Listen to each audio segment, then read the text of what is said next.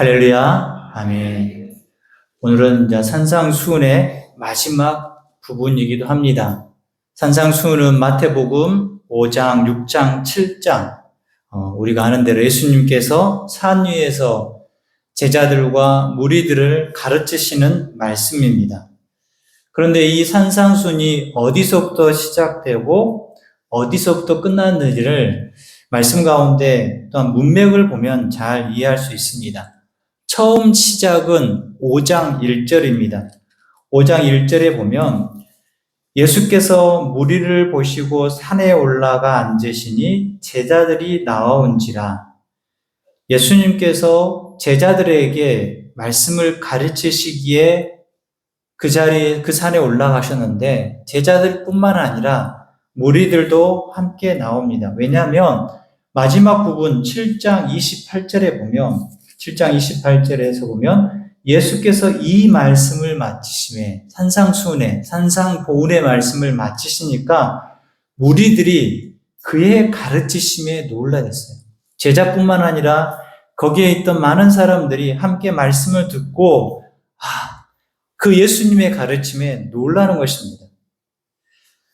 오늘 읽은 말씀, 금방 제가 읽은 7장 13절부터 29절 말씀은 이제 예수님께서 산에서 내려오시기 전에 마지막으로 하신 말씀입니다. 마지막에 이 예수님께서 말씀하시는 강조는 13절 앞에 보면 좁은 문으로 들어가라. 왜 마지막에 이 말씀을 하실까? 좁은 문으로 들어가는 것이 어떠한 것일까? 그런데 궁극적으로 이 산상수훈, 산상보훈에서 예수님께서 결국 무엇을 말씀하시는 걸까? 이것을 오늘 말씀 가운데 나누고자 합니다. 먼저 예수님은 좁은 문으로 들어가라고 하셨는데 말씀하신 그 좁은 문은 무엇입니까?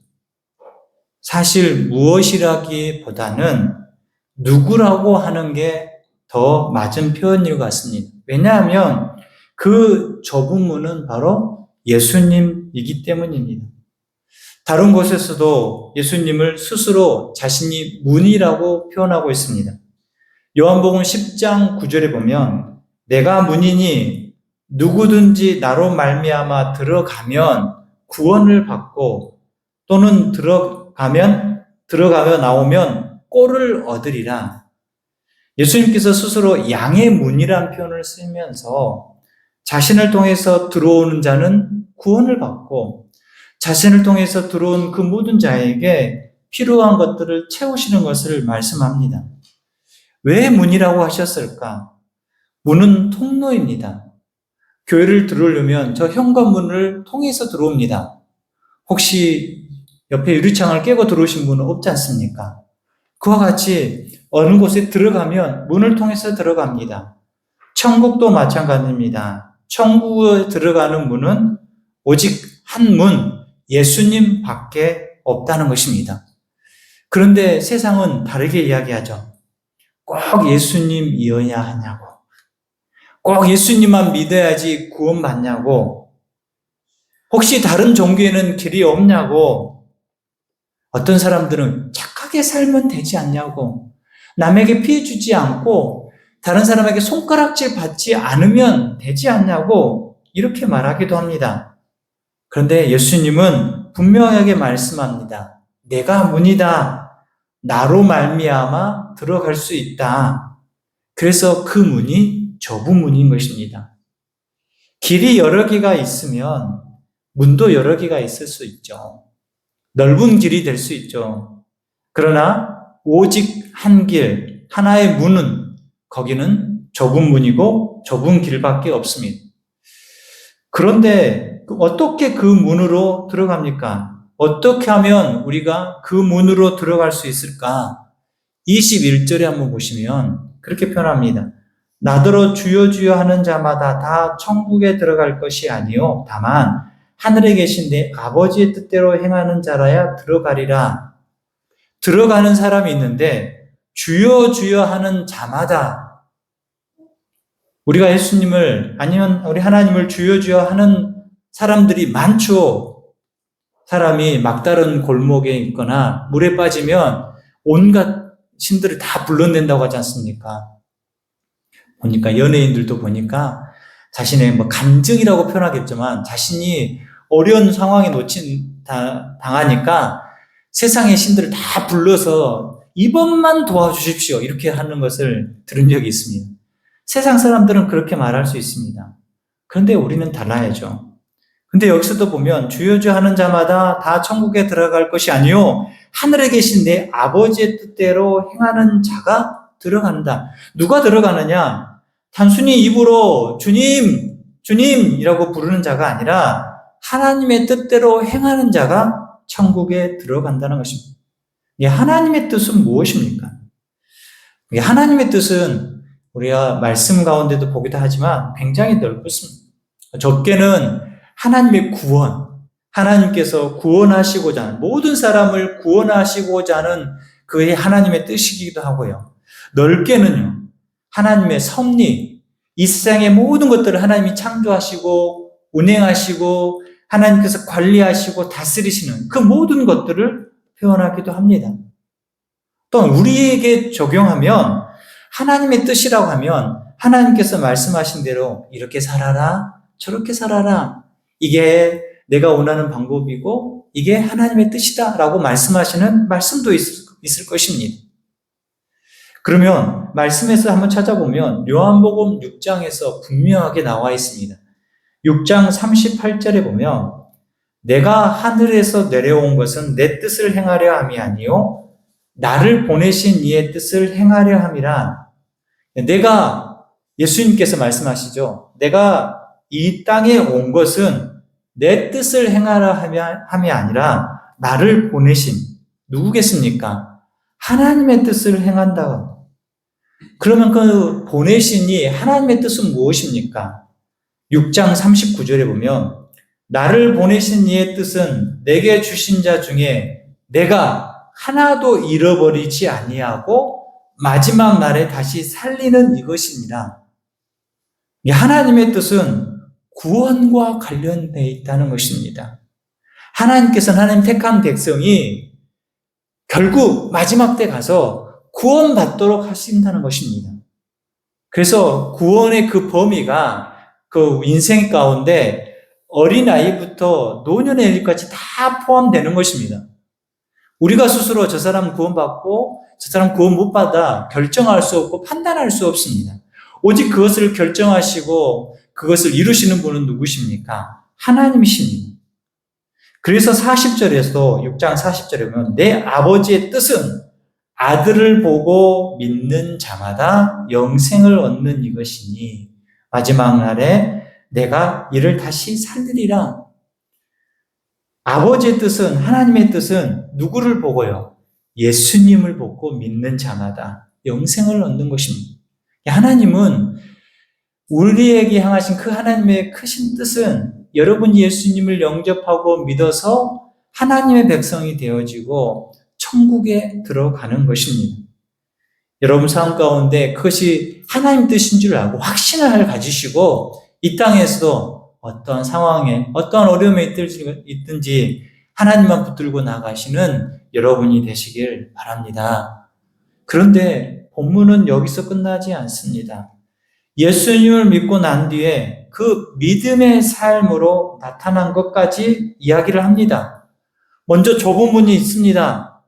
좁은 문으로 들어가는 것은 어찌 보면 우리가 결정하는 것처럼 보이긴 합니다. 예수님을 나의 구세주, 나의 왕, 나의 구원자로 영접하고 인정하고 믿는 행위죠. 그렇다면 그 문을 열었으면 이제 들어가야 됩니다. 저 교회 현관문을 열었으면 들어와야죠. 들어갈까 말까, 집에 무엇이 있는데 생각하면서 결정하지 못하면 그것은 아직 믿음의 온전한 길로 들어서지 못한 것입니다. 그 좁은 문을 통해서 들어와서 좁은 길로 걸어가는 것입니다. 그 길에 관해서 이야기하고 그 길을 가는 것까지 다 포함하는 것을 구원에 이르는 길 또한 믿음의 길이라고 이야기하는 것입니다. 예수님을 믿은 뒤에 예수님의 뜻대로 살아가는 삶, 따라가는 사람, 순종하는 사람이 여러분이 되시길 바랍니다. 우리가 구원받았다고 말하지만 그 구원받은 믿음은 예수님을 사랑하고 예수님을 사랑하기 때문에 내 이 땅의 삶에서 견디고 우리가 부족하고 연약해도 계속 인내하면서 예수님 안에 있으려고 하는 것입니다. 그것이 바로 행함입니다. 야고보서에서 중요한 말씀이 그거지 않습니까? 행함 없는 믿음은 죽은 믿음이다. 죽은 것이다. 무엇을 믿느냐에 따라서 그 다음에 행동이 달라집니다.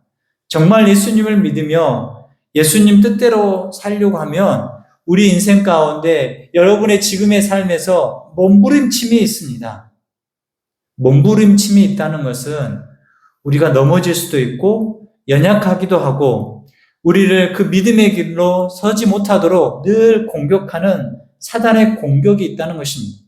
그렇지만 우리는 넘어질 때도 있고 우리는 부족할 때도 있고 우리도 낙심할 때도 있지만 중요한 것은 방향입니다. 누구를 향하고 있느냐?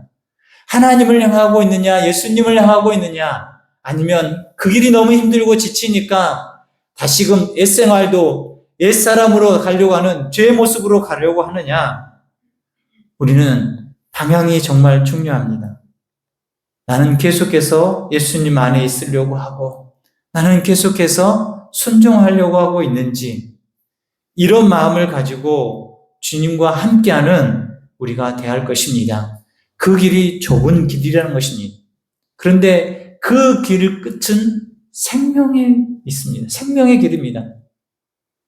그 생명의 길이 좁고 그 좁은 문을 통해서 들어간 그 길은 협착하다고 14절에서 생명으로 인도하는 문은 좁고 길이 협착하여 찾는 자가 적다.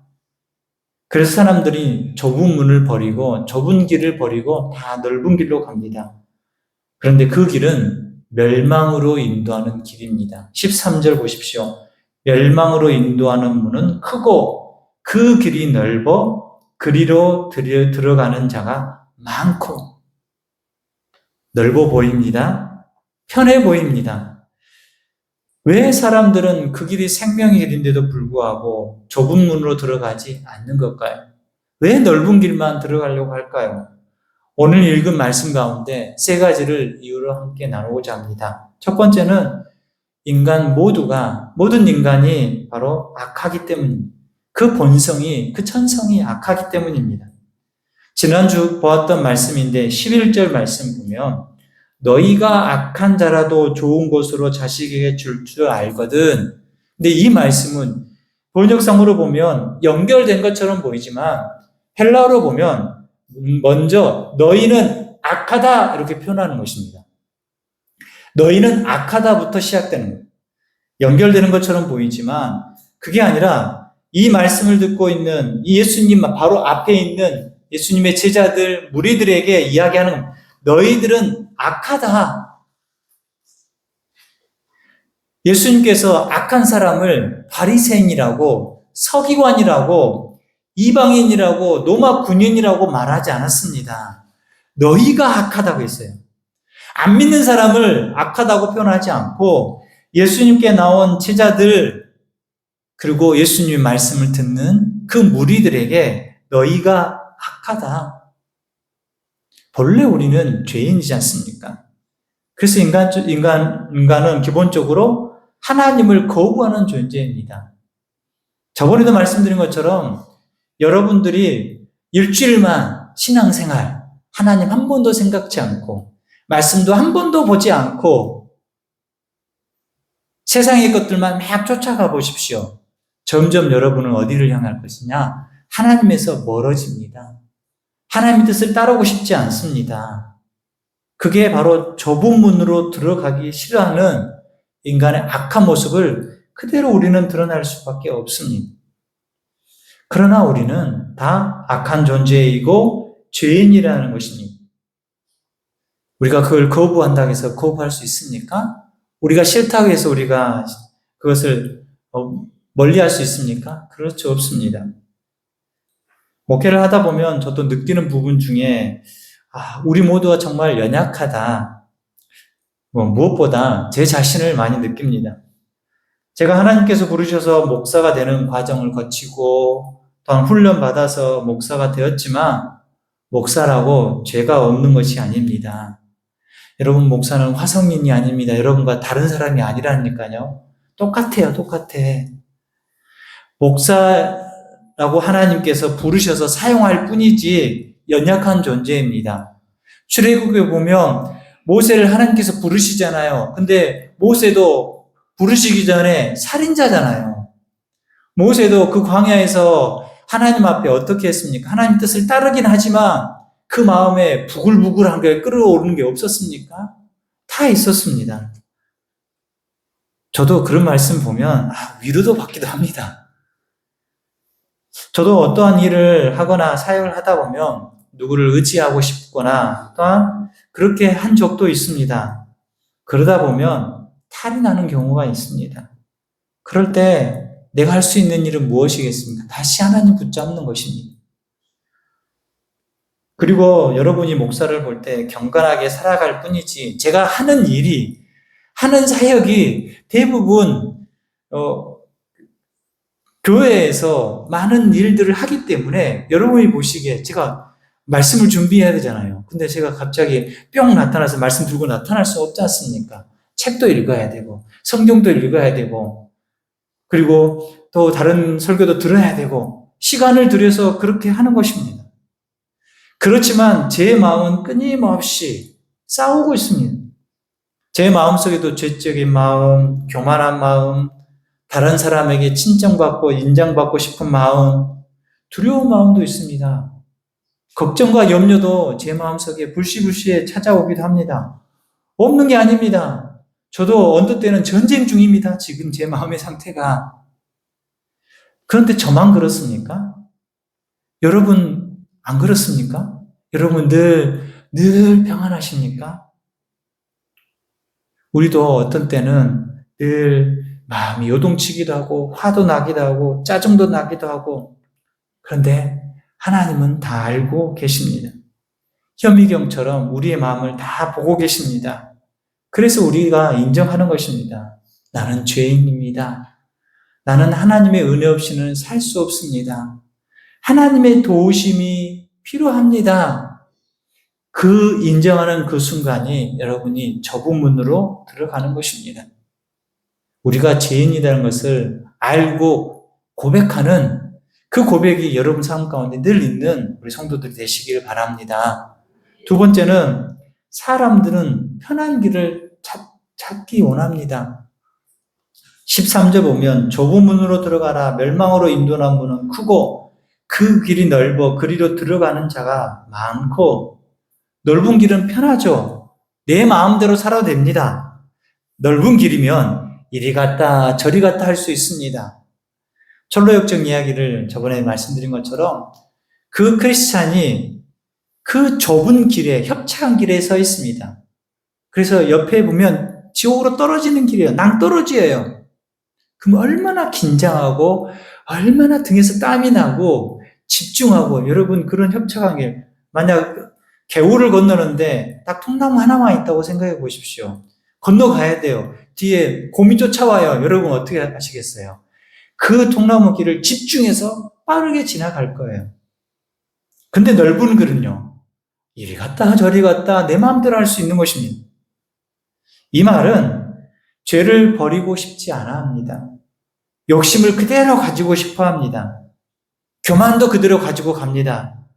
세상 욕망 그대로 가지고 가면 됩니다.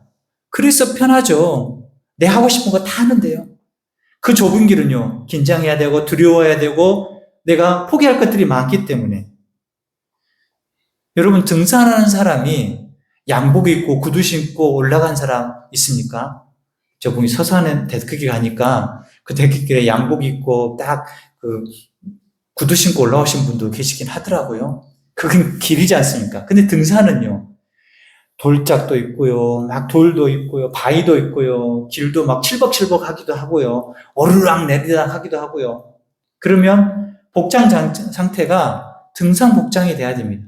근데 거기다가 등에다가 배낭에다가 그냥 올라갔다 내려오는데 그냥 음식도 바리바리 침낭도 넣고 뭐도 다 넣고 다 가지고 올라가고 다 올라가면 쓸데 있어 하면서 가지고 올라간다고 생각해 보십시오. 그 등산길이 쉽겠습니까? 어렵습니다. 조금만 올라가다 보면 이것 버리고 저것 버리고 그렇게 될 것입니다. 여러분 등산도 이렇게 힘든데 우리 삶에도 그 모든 것들을 다 더덕더덕 붙이고 살아가면 신앙생활을 제대로 할 수 있겠습니까? 버려야 됩니다. 내려놔야 됩니다. 그렇게 내려놓고 걸어가다 보면 우리의 영적 근육들이 더 생깁니다. 기도의 힘이 생깁니다. 말씀의 힘이 생깁니다. 그리고 성령의 열매를 맺히게 됩니다. 사랑이 생기고 겸손이 생기고 평안이 우리 가운데 찾아오고 기쁨이 생깁니다. 그런데 그 길은 금방 가는 길이 아닙니다. 조금 오래 걸려도 한 걸음 한 걸음 걸어갈 때 마지막은 생명의 길인 것입니다. 그 생명의 길에 우리가 걸어가고 또한 끝내 우리 여기 있는 모든 분들이 함께 만나는 천국이 될 수 있도록 또한 우리는 늘 기쁨으로 걸어가시길 축원합니다. 마지막으로 세 번째는 좁은 길을 놔두고 넓은 길로 가는 이유는 거짓 때문입니다. 오늘 말씀에서는 거짓 선지자를 삼가라 라고 말씀하고 있죠. 15절에 보면. 근데 그 거짓 선지자들은 양의 옷을 입고 너희에게 나오나 속에는 노략질하는 일이라. 노략질하는 늑대다. 삼가라는 말은 눈에 불을 켜고 누가 가짜인지를 구별하라는 것입니다. 저게 진짜 가짜인지 저게 진짜인지 분명히 너가 눈을 부르르 뜨고 알라는 것입니다. 우리 교회에 여전히 보낸 편지 2통이 있습니다. 예, 이단에서 편지를 아직도 보냅니다. 안 보냈으면 좋겠는데 이단은 계속 공격합니다. 어떻게든 물꼬를 트기 위해서 여러 가지 방법을 씁니다. 여러분이 그것을 구별하려면 내가 말씀 안에서 잘 써야 됩니다. 물론 우리가 이단이 어떠한 건지를 배울 필요는 있죠. 그런데요, 이단을 먼저 공부하는 게 아닙니다. 바른 하나님의 말씀을, 바른 예수님이 누구신지를 분명히 알 때 우리가 그것을 구별할 수 있다는 거예요. 이단을 알아가지고 구별하는 게 아니라 내가 하나님 말씀을 잘 듣고 내가 하나님 말씀을 잘 읽고 내가 하나님의 뜻이 무엇인지를 잘 발견할 때 아니 그것과 멀어져 있고 그 길에서 어긋나는 길이 다 이단 아니겠습니까? 그래서 우리가 하나님 말씀을 잘 보고 듣고 하는 것입니다. 그런데 마지막 때 여전히 이 시대에도 거짓 선지자들, 거짓말들이 계속 우리를 공격합니다.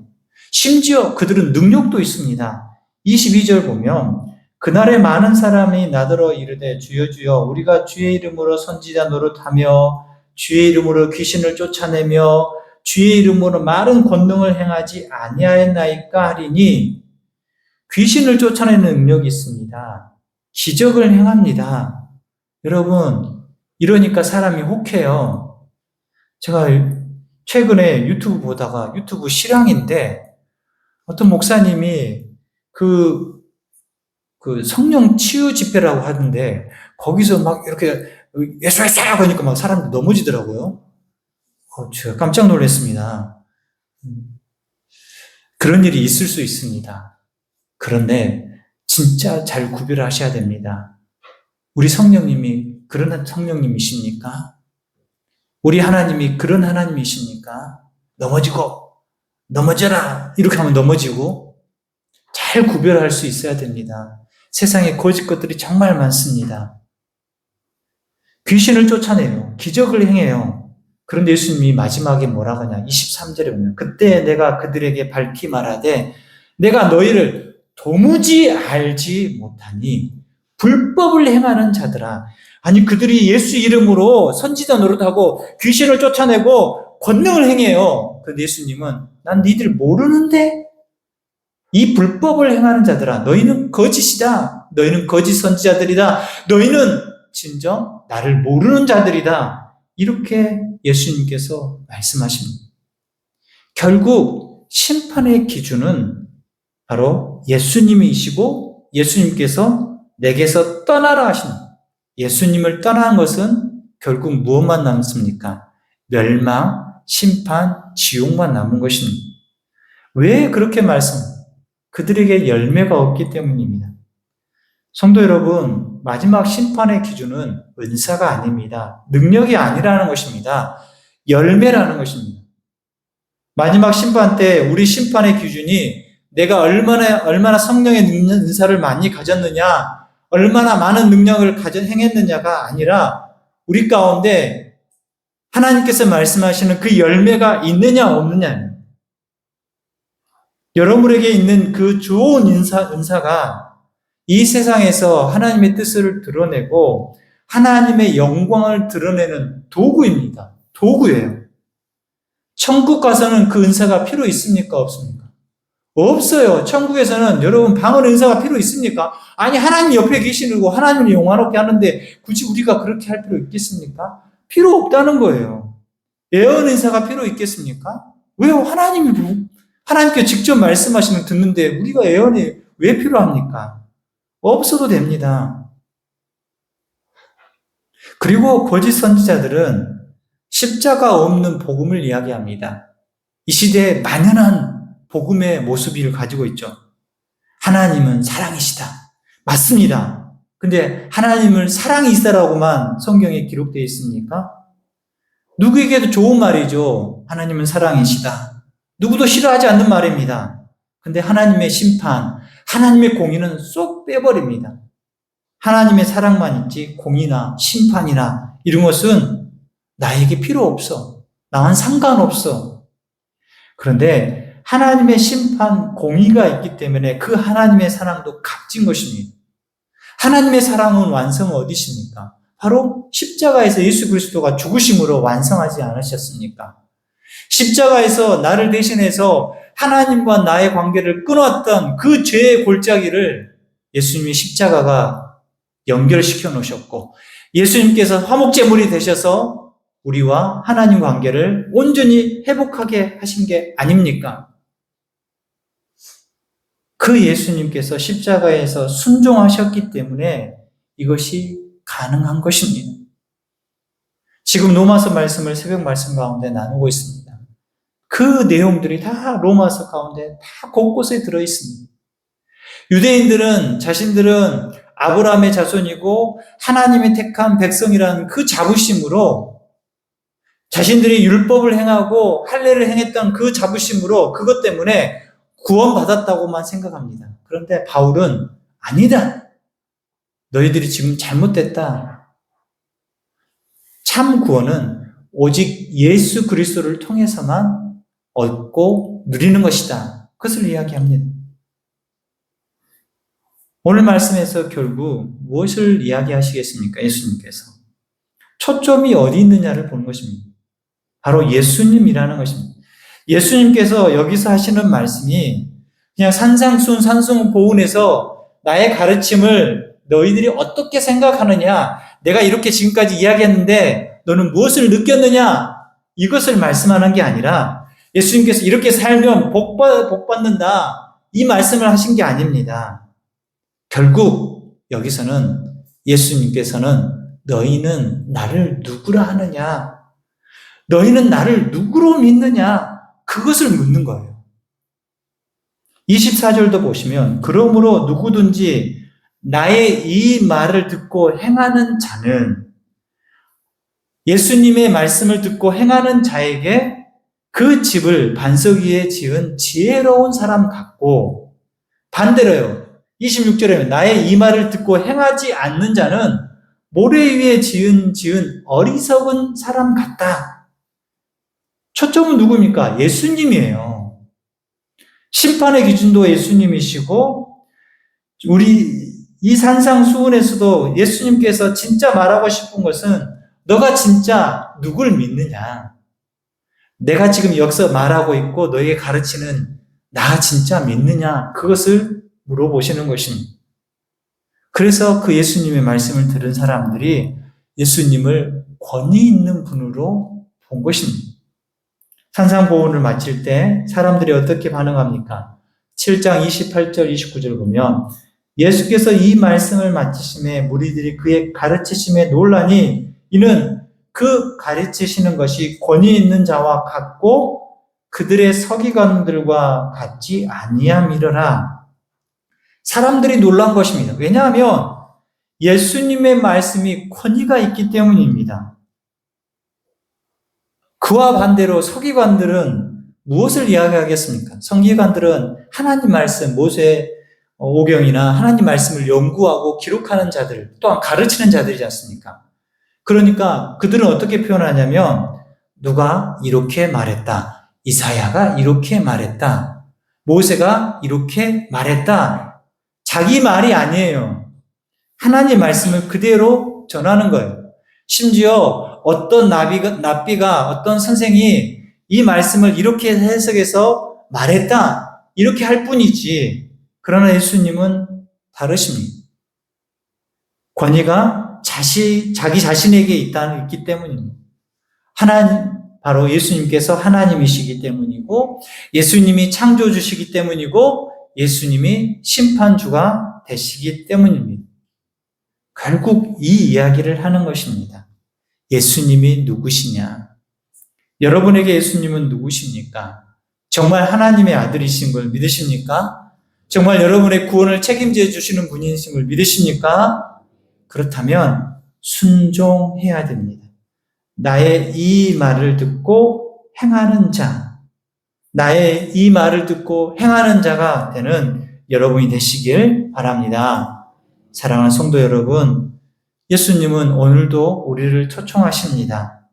여러분에게 보낸 초청장에 이렇게 쓰여져 있습니다.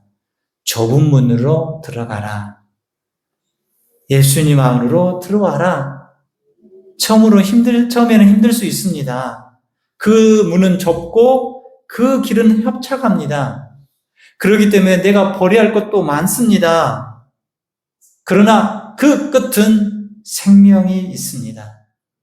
계속 그 길을 참고 인내하며 걸어가면 영원한 생명을 얻게 될 줄 믿습니다. 또한 그곳에서는 진정한 자유와 기쁨이 있습니다. 또한 그 길이 협착한 것처럼 보이지만 세상이 줄 수 없는 평안이 있습니다. 여러분의 입술 가운데도 그런 고백이 있기를 바랍니다. 여러분의 삶의 순종에서 예수님은 나의 주님이시라고 고백하며 걸어갈 때 그 길 가운데 늘 함께 하신 하나님, 늘 우리를 붙드시는 하나님을 경험하시는 우리 성도들이 되시길 주님의 이름으로 축원합니다. 아멘. 기도합니다.